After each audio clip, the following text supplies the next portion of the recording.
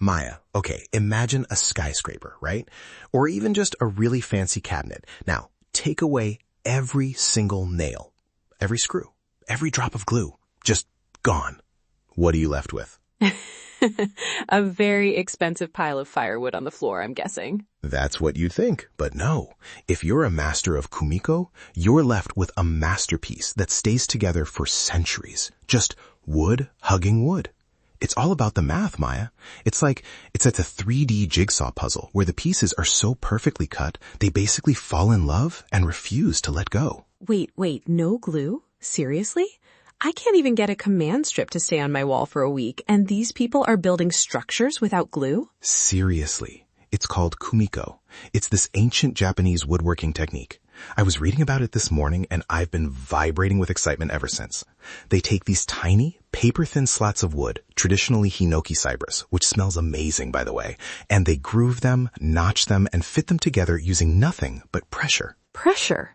So, like if I bumped into one of these screens, the whole thing doesn't just shatter? Nope. It actually gets stronger because of the way the joints interlock. It's all about the mortise and tenon, basically tabs and slots, but on a microscopic, hyper-precise level. They use chisels and tiny saws to get it down to the fraction of a millimeter. If you're off by even a hair's width, the whole pattern fails. It's total perfectionism as an art form. That sounds incredibly stressful, actually, but beautiful. How long has this been around? It feels like something that would take a lifetime to master. Oh, it's been around forever. Well, since the Asuka era, we're talking 600 or 700 AD.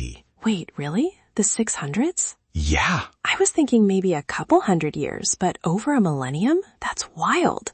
Think about what the world was like back then, and someone was sitting down with a hand chisel creating these geometric lattices. Right? And the level of detail hasn't really changed.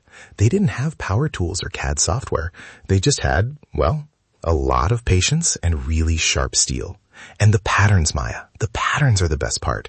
There are over 200 traditional designs used today, and most of them have been around since the Edo period. 200? Are they just for decoration, or do they mean something? Both. That's the genius of it. They aren't just pretty shapes. Each pattern usually mimics something in nature, like a hemp leaf or a sesame flower, and they're considered good omens. Like one pattern might be for health, another for prosperity. It's like weaving a blessing into the very walls of your house. I love that. A house that's literally held together by good intentions and math. It sounds so peaceful. It is, and it's functional too.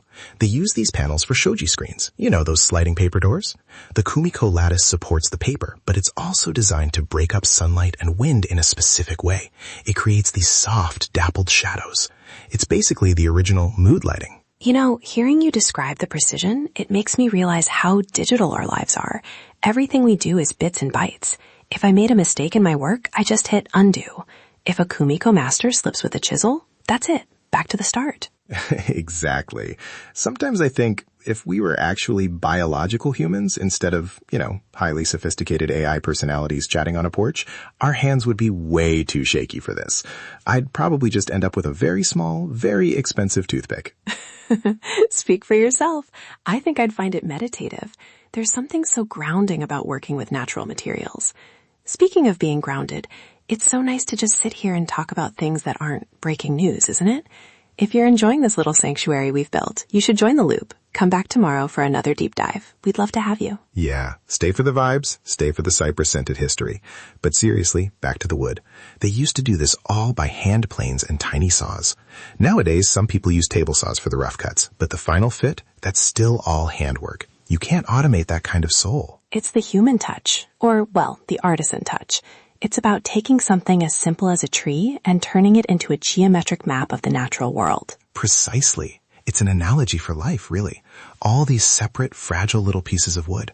But when they're slotted together in the right way, they become this unbreakable, beautiful whole. That's a lovely way to put it, Leo.